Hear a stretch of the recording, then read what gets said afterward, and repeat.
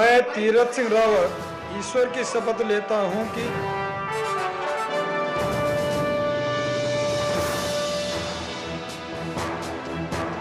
मैं विधि द्वारा स्थापित भारत के संविधान के प्रति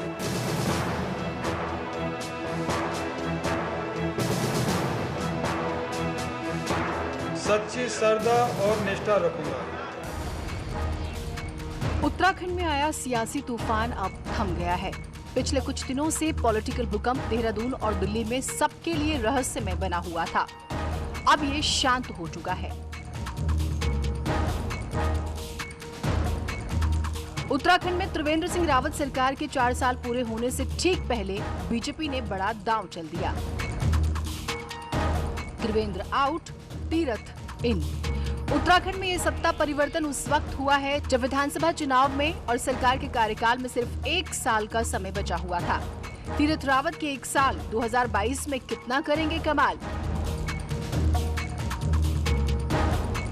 त्रिवेंद्र सिंह रावत को ऐन वक्त पर करना पड़ा क्यों सिंहासन खाली, यही जानने के लिए ऑटो वाली रिपोर्टर भारती सकलानी निकली देहरादून की सड़कों पर। राजनीति में कब पासा पलट जाए कह नहीं सकते, और यही इन दिनों देखने को मिला उत्तराखंड में, जब नए मुख्यमंत्री तीरथ सिंह रावत कमान संभाल चुके हैं और वो अब नई तरह से सरकार चलाने वाले हैं। लेकिन पूर्व मुख्यमंत्री त्रिवेंद्र सिंह रावत के आखिर वो कौन से फैसले थे जिसकी वजह से बीजेपी संगठन को इतना बड़ा फैसला लेना पड़ा कि जब सरकार के 4 साल पूरे होने वाले थे, ठीक उस वक्त पर उन्होंने मुख्यमंत्री ही बदल दिया। इन्हीं तमाम सवालों को जानने के लिए ऑटो वाली रिपोर्टर आज निकल रही है जनता के बीच में, और हम जानेंगे कि कौन से ऐसे फैसले रहे जिसकी वजह से त्रिवेंद्र सिंह रावत को अपनी कुर्सी गंवानी पड़ी। चलिए।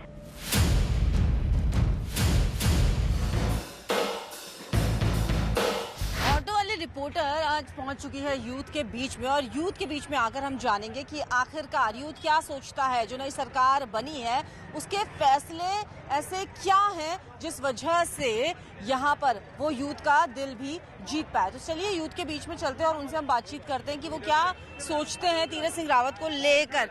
नए मुख्यमंत्री बन चुके हैं तीरथ सिंह रावत, तो क्या कहना चाहेंगे, क्या लगता है यूथ के लिए क्या फैसले ऐसे ले वो कि जनता के बीच में अपना जनाधार बढ़ा पाए? देखिए, पहले मैं उत्तराखंड के युवाओं की तरफ से उन्हें बहुत बहुत शुभकामनाएं देना चाहता हूं, क्योंकि नया मुख्यमंत्री बना है बेशक, तो उम्मीदें होंगी, लेकिन मैं इस बात को आपके चैनल के माध्यम से कहना चाहूँगा कि बहुत समय से युवा, आप कह सकते हैं, अगर परेशान है, आहत है, तो रोजगार से ही है। जी बिल्कुल। अभी हमने देखा कि जो हमारे नए मुख्यमंत्री हैं वो विद्यार्थी परिषद के संगठन मंत्री, राष्ट्रीय मंत्री रहे, तो उनका विद्यार्थियों के बीच में काफ़ी लगाव है। तो जहाँ तक उनका पीछे हमने देखा, विद्यार्थियों के बीच में काफ़ी सक्रिय रहते हैं, तो जहाँ तक मुझे लगता है वो रोजगार भी विद्यार्थियों के लिए काफ़ी हद तक देंगे। आजकल सबसे बड़ी जो चीज़ चाहिए छात्रों को वो चाहिए रोजगार, और काफ़ी सालों से देखा गया है कि यहाँ पे रोजगार की काफ़ी कमी है। तो हम चाहते हैं कि यहाँ पे रोजगार उपलब्ध करवाएं मुख्यमंत्री जी छात्रों को, और शिक्षा पद्धति में भी थोड़ा सा, जैसे नई शिक्षा पद्धति आई है तो उसमें भी जो चीज़ें आई हैं वो चीज़ें भी यहाँ पे लागू की जाएं। और मेरा मानना ये है कि जो त्रिवेंद्र सरकार के समय में जो भर्तियां कैंसिल हो गई थी, किसी कारणवश जो कैंसिल हो गई थी, कई बार पेपर लीक हो जाता था, जो कि छोटे स्टाफ की वजह से जो हमारी सरकार को भुगतना पड़ा, वो मेरा मानना ये है कि तीरथ सिंह रावत जी जो हमारे मुख्यमंत्री बने हैं, उनको उन चीज़ों पे कड़े फैसले लेने चाहिए। और क्या बोलते हैं, कड़े किस तरीके कि क्या बोलते हैं, जल्द से जल्द उन भर्तियों को दोबारा से प्रक्रिया में लेके आना चाहिए और उस पर अहम ठोस कार्रवाई करनी। रोजगार जो है पिछली सरकार में जो हमने देखा है, युवाओं का जो विशेष रोष रहा है वो रोजगार के प्रति रहा है। ये नहीं है कि पिछली सरकार ने रोजगार नहीं दिया है, लेकिन युवाओं को काफ़ी हद तक रोजगार की कमी दिखाई दी है। तो अब नए सीएम बने हैं तो इनसे हम उम्मीद कर सकते हैं, क्योंकि नए सीएम है, अभी हम कुछ कह नहीं सकते कि रोजगार किस प्रकार से देंगे, लेकिन एक हमें उम्मीद रखनी चाहिए कि यह हमें रोजगार देंगे, और हमें पूरी उम्मीद है कि रोजगार के प्रति जो है काम करेंगे। सरकार का फोकस तो लेकिन स्वरोजगार पर ज्यादा रहा। मैं वही कहना चाहता हूँ, आपने कहा कि रोजगार, तो रोजगार से बेटर में हम स्वरोजगार पे फोकस करें। हम अपने साथ एक को नहीं 2-3 को और काम दें, ताकि जो हमारे युवा है सबको रोजगार मिल सके। हमें स्वरोजगार के ऊपर जोर देना चाहिए। सरकार ने ऐसी अनेक पॉलिसी निकाली हैं जो स्वरोजगार की ओर जाती है। आपने देखा होगा मत्स्य पालन हो गया, बकरी पालन हो गया। लग रहा है आपको बकरी पालन, मत्स्य पालन ये सब करके उत्तराखंड में लोगों को रोजगार मिल रहा है, लग रहा है? बिल्कुल। आपने देखा होगा कि मत्स्य पालन में आप अगर 10 लाख तक का लोन लेते हो तो इसमें आपको 60% या 6 लाख के करीब सब्सिडी मिलती है। तो आप देखेंगे कि इसमें कितना रोजगार हमारे युवाओं को मिलेगा अगर रोजगार इस क्षेत्र में जाएंगे, एग्रीकल्चर के क्षेत्र में जाएंगे। आप एग्रीकल्चर की बात करेंगे तो उसमें भी अनेक पॉलिसी सरकार ने निकाली हैं और अनेक टूरिज्म पर निकाली। आप भी ये बात मानते हो कि स्वरोजगार जो है वो ज्यादा होना चाहिए? स्टूडेंट्स के हित में क्या काम होने चाहिए? स्टूडेंट के हित में यही काम होने चाहिए, जैसे हमारे पहाड़ी इलाके हैं उनमें नई फैकल्टीज हैं और विभाग जाएं, क्योंकि बहुत से कॉलेज ऐसे हैं दुर्गम इलाकों में हैं, वहाँ इंटरनेट की सुविधा नहीं है, वहाँ सिर्फ यूजी तक ही वो हैं। और तो आपको लगता है कि ये त्रिवेंद्र सरकार जो है करने में नाकाम रही? ये नाकाम तो नहीं कह सकते, क्योंकि उन्होंने बीच में फ्री इंटरनेट की सुविधा दी है।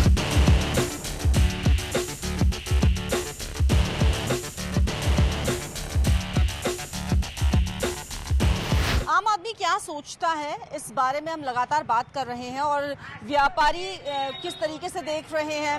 जो फैसला लिया गया है बीजेपी की तरफ से, मुख्यमंत्री बदल दिया गया है, चेहरा बदल दिया गया है, सरकार लेकिन बीजेपी की ही है। मुझे बताइए, आप क्या नाम है पहले तो ये बताइए? अनिल कुमार गोयल। अनिल जी, मुझे ये बताइए आप कि किस तरीके से देख रहे हैं उत्तराखंड में तो अब नया मुख्यमंत्री बन गए तीरथ सिंह रावत जी, तो नया फैसला ये बीजेपी ने लिया है, आपको क्या लगता है क्या वजह रही होगी तीरथ जी के मुख्यमंत्री बनने की? तो पार्टी के ऊपर निर्भर रहता है, वैसे तो ठीक ही चल रहा था काम, ठीक ही कर रहे थे, ऐसे कोई दिक्कत नहीं है। फैसले कुछ रहे होंगे सरकार के, ऐसे आपको लग रहा है? कुछ तो फैसले क्या है, तो ठीक ही है, फैसले तो क्या लेना, ठीक ही है, जो कर रहे थे काम ये भी वही करेंगे। कुछ लेडीज भी हमारे साथ मौजूद है, उनसे बातचीत कर लेते हैं। मैम, आप लोग देहरादून से ही हैं कहीं बाहर से? नहीं, हम देहरादून से ही हैं। अच्छा, क्या नाम है आपका? मेरा नाम वैनिशा है। वैनिशा, मुझे बताइए आपको क्या लगता है क्या रहा होगा वजह जिस वजह से बीजेपी ने इतना बड़ा फैसला लिया? पता नहीं क्यों लिया, पर ये माइट भी है ना, इसकी वजह से हुआ होगा, कोरोना की वजह से। जिस हिसाब से कोरोना इतना फैल गया है अचानक ना, फिर दोबारा बच्चों का, हम लोग का तो मेन, हम लोग एज अ पेरेंट्स हैं तो हम लोग को तो मोस्टली टेंशन ये हो रहा है कि हमारे बच्चों का फ्यूचर क्या होगा। और अब स्कूल फिर से बोल रहे हैं बंद हो जाएगा, अभी एग्जाम चल रहे हैं बच्चों के ऑनलाइन, पर बच्चों को कुछ आ ही नहीं रहा है। अच्छा, तो आपको लगता है त्रिवेंद्र जी इन सब चीजों को मैनेज करने में? मुझे भी वही लगा, मतलब हम लोग को लग रहा है कि शायद उनको, मतलब ये सबसे ज्यादा मेन क्या है, यूथ है। अब हम लोग के बच्चों को भी प्रॉब्लम हो जाएगी, उनका फ्यूचर कुछ नहीं है, एजुकेशन तो मेन जरूरी है, तो क्या पता शायद उन्होंने उस विषय में ज्यादा ध्यान ना दिया हो, क्या पता इसीलिए लिया होगा उन्होंने सडनली इतना फैसला। और बाकी हमें जो आने वाले नेताजी हैं उनसे भी यही उम्मीद है कि भाई प्लीज पेरेंट्स लोग बच्चों के लिए थोड़ा सा फीस वगैरह भी और कुछ प्लीज वही थोड़ा सा कोरोना पे थोड़ा कंट्रोल, खौफ जैसे हम लोग को है तो वो ना रहे बस। देखिए, ऐसा है कि ये हम तो उम्मीद सिर्फ ये लगा सकते हैं कि जो हम व्यापार कर रहे हैं वो हमारा फ्लरिश करे, जो नहीं चल रहा, क्योंकि हम स्कूलों से जुड़े हुए हैं, हमारा स्कूल का काम है and schools are not opening, maybe parents are not, मतलब वो अपने बच्चों को भेजना नहीं चाह रहे किसी भी कारणवश। दूसरा ये है कि जो मुख्यमंत्री जी की बात है उनका सोच हमारी, क्योंकि मैं जो बड़े लोग बैठे हैं दिल्ली में वो उनकी सोच हमारे से ज़्यादा ऊंची है, तो हम वहाँ तक नहीं पहुँच सकते, लेकिन ऑब्वियसली पुराने वाले भी अच्छे थे और नए वालों से एक्सपेक्ट कर रहे हैं कि भाई हमारा बिजनेस अच्छा हो। उम्मीद तो है कि जो पिछले मुख्यमंत्री ने नहीं किया वो शायद ये करें, बट आगे देखते क्या होता है। अभी 2 दिन में हम जजमेंट नहीं दे सकते, बट थोड़ा टाइम वेट करेंगे, अगर अच्छा होगा तो अच्छा सबके लिए होगा, पब्लिक के लिए होगा, सबके लिए अच्छा होना चाहिए। क्या नहीं कि आपने एक लाइन बोली कि जो वो नहीं कर पाए, वो हमने तो जब तक यहाँ तक ये सुना है कि बस वो शायद करप्ट टाइप के रहे हैं, शायद सुना है, हमें श्योर नहीं है बट हमने सुना है। तो हमें लगता है कि उन्होंने कहीं देहरादून में विकास की बस फ्लाईओवर खड़े कर दिए, ये दिखा दिया और कुछ नहीं है। साफ सफाई को कोई पता नहीं, देखो अब ये पार्किंग कैसे हो रखी है, कोई है इसका कुछ आप आइडिया है? भीड़ लगती है, यहाँ से हटाई मार्केट पीछे कर दी, उसके बावजूद भी पार्किंग में क्या फायदा उस चीज़ का? किसी तरह के कोई सुव्यवस्थित है? कुछ भी नहीं है। तो बस ये चीज़ हमें लगी कि हाँ कुछ सुव्यवस्था नहीं दी। देखिए, ऐसा है कि कुछ तो विचार लोगों के अच्छे होंगे जो उन्होंने हटाया, उनको बनाया, तो हम कह रहे हैं इनसे बहुत उम्मीद रखते हैं और ये हमारे काम में आएंगे। हमारे प्रधान जी गए थे, मिल के आए, और बड़ा अच्छा रिस्पांस दिया उन्होंने। कोई भी दिक्कत आएगी मैं आपके लिए काम करूंगा और उम्मीद है काम करेंगे। कुछ ऐसे फैसले लिए गए क्या पिछली सरकार के जो मुख्यमंत्री जो रहे हैं, त्रिवेंद्र सरकार में मुख्यमंत्री जो रहे हैं, क्या लगता है आपको कुछ फैसले ऐसे लिए? अंदरूनी बात हमें कुछ पता नहीं, हमें लग रहा था वो भी अच्छे थे, उनसे भी ये बहुत बढ़िया अच्छे आए हैं क्योंकि उन्होंने बदला है। जब मोदी जी ने मीटिंग में बैठ के बदल दिए तो हमें तो ये उम्मीद है कि बहुत अच्छे लोग आए होंगे। तो उनको कुछ देखा होगा कि इनसे ही अच्छे आएंगे, आगे 1 साल बाद इलेक्शन आ रहा है तो शायद कुछ अच्छा काम करेंगे और हमें उम्मीद है बहुत अच्छा काम। देखो अभी तो शुरुआत है, बाद में देखते हैं कि उम्मीद ये है कि अच्छा करेंगे। और जो पूर्व मुख्यमंत्री थे उनसे अब तक के जितने मुख्यमंत्री रहे सबसे निष्क्रिय मुख्यमंत्री अगर कोई रहा तो यही रहे, क्योंकि जनता के साथ डायरेक्ट कोई संपर्क नहीं था। तो इसलिए जो है पार्टी ने भी शायद उसे महसूस किया होगा, इस वजह से उनको हटाकर फिर जो है नए मुख्यमंत्री जी रावत जी को लिया है, तीरथ सिंह रावत जी अच्छे आदमी है। देखो मैडम, उम्मीद तो आने वाले से उम्मीद होती है, जाने वाले से होती नहीं है। पर मैं आपसे इन जनता से एक ही सवाल पूछना चाहूंगा कि मुख्यमंत्री हो तो नायक फिल्म के अनिल कपूर के जरा हो, वरना हो ही ना। बस जो त्रिवेंद्र जी के फैसले आपको ठीक नहीं लगे? बस ठीक है, अब वो उन्होंने फैसले किए होंगे अपने हिसाब से ठीक किए होंगे, पर जनता को नहीं लगे उसमें उनकी वो है, अपनी अपनी समझ का फर्क है, बस और कुछ नहीं। क्या लगता है आपको उत्तराखंड में और क्या होना चाहिए? बस उत्तराखंड में क्या, मैं तो कहता हूँ सभी राज्य में ऐसा होना चाहिए, सही होना चाहिए। बस मुख्यमंत्री शिवाजी राव अनिल कपूर की तरह होने चाहिए, जो सही सा फैसला करे और जनता जिससे खुश रहे। तीरथ जी से कितनी उम्मीद है? अब अभी तो आए हैं, अभी तो दामन संभाला है मैडम, अभी तो देखते हैं क्या करेंगे आगे। बस जो कुछ करेंगे सही रहेंगे, वरना फिर और किसी को चुनना पड़ेगा और क्या होगा, यही होगा। तो यानी कि ये कहना चाह रहे हैं कि जो जनता के लिए काम करेगा वो जनता का प्यार पाएगा।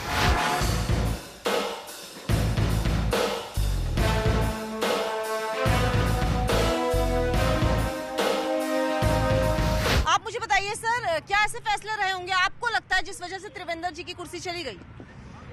मुझे लगता है कि जो ये महंगाई वगैरह हुई है और इससे जनता त्रस्त थी बहुत ज़्यादा, तो उसको देखते हुए और कुछ आंतरिक इनकी बीजेपी की रही होगी जिसकी वजह से उनकी कुर्सी गई है।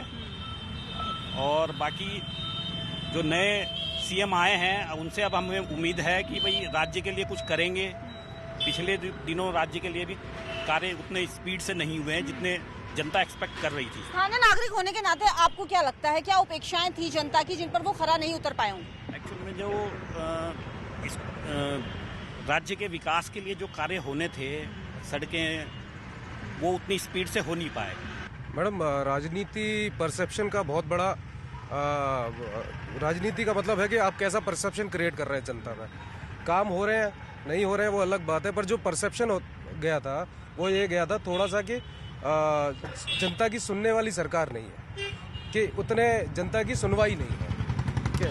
तो मेरे हिसाब से शायद मतलब लोगों के बीच में इंटरेक्शन नहीं था, लोगों का इतना ऐसा नहीं लगता था कि वहाँ जाएगा कोई और सुनवाई होगी। सरकार का जो इस टाइप की अगर बात करते हैं तो आपने देखा होगा कोविड-19 के बाद से जो है ट्रांसपोर्ट व्यवसाय बिल्कुल ठप पड़ा था, बाजार में भी काम नहीं था। और कहीं ना कहीं अगर हमने मुख्यमंत्री से अगर हमने मांग करी थी तो हमारा कम से कम 6 महीने का टैक्स माफ हुआ, जबकि आपने देखा होगा कि हमने उम्मीद ये करी थी कि कम से कम हमें 2 साल का माफ किया जाए। तो जनता अपने अपने राय दे रही है, आखिर कौन से वो फैसले रहे हैं जिसकी वजह से त्रिवेंद्र सिंह रावत को अपनी कुर्सी गंवानी पड़ी है। आगे जानते हैं, क्योंकि देवस्थानम बोर्ड का फैसला एक ऐसा फैसला था जिसकी वजह से त्रिवेंद्र सरकार की खूब किरकिरी भी हुई, संतों की नाराजगी भी इस बात को देखने को मिली थी, पुजारी इस बात से बेहद नाराज थे। एक छोटे से ब्रेक के लिए हम रुकते हैं और ब्रेक के बाद जब हम लौटेंगे तो हम बात करेंगे कि आखिरकार अब जब तीरथ सिंह रावत नए मुख्यमंत्री बन गए हैं तो क्या वो सोचते हैं देवस्थानम बोर्ड के फैसले को लेकर।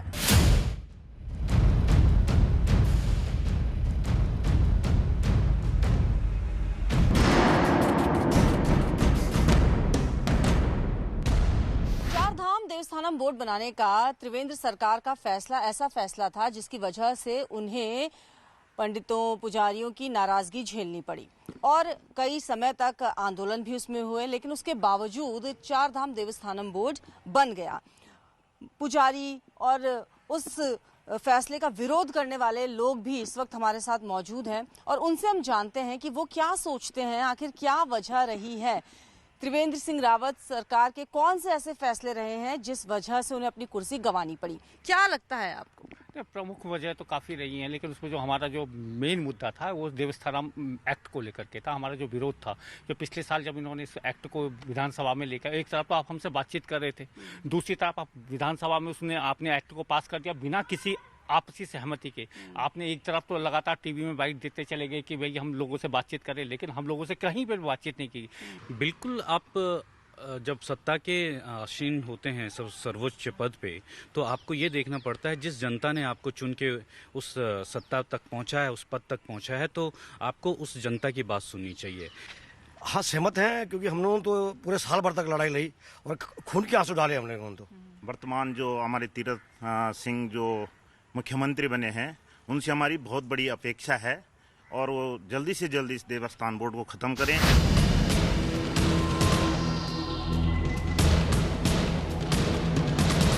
सबसे पहले तो डीजल पेट्रोल को जीएसटी के दायरे में आना चाहिए, ठीक है। और बाकी फैसले तो ऐसा है, जो पूर्व सरकार के जो फैसले हैं इसमें तो अभी देखना पड़ेगा कि इसमें कौन से रोल बैक होने चाहिए। सबसे मेन जो मुद्दे हैं उसमें बेरोजगारी।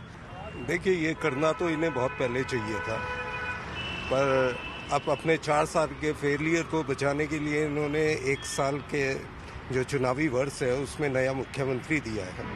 कि भाजपा बहुत अच्छी तरह से समझ चुकी थी कि उत्तराखंड में अब उन्हें दोबारा मौका नहीं मिलने वाला है अगर त्रिवेंद्र सिंह रावत रहे। तो देहरादून में आज हमने जनता की नब्ज टटोलने की कोशिश की है कि आखिर वो क्या सोचती है नई सरकार के बारे में, तीरथ सिंह रावत के बारे में, त्रिवेंद्र सरकार के कौन से ऐसे फैसले रहे जिसकी वजह से उन्हें अपनी कुर्सी गंवानी पड़ी है। अगले एपिसोड में आपसे फिर से मुलाकात होगी, तब तक के लिए ऑटो वाली रिपोर्टर को दीजिए इजाजत। नमस्कार।